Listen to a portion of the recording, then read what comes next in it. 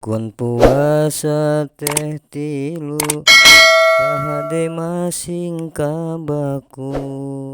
Sunat puasa nu pardu hiji niat anu tangtu. Niatna teh unggal penting sabab eta niat penting.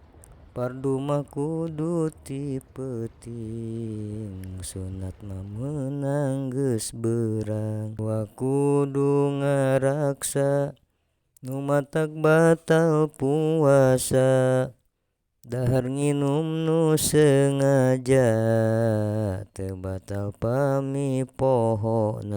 Katiluna teh jalmana anu wajib puasana, jalma iman jeung Islamna sarta sampurna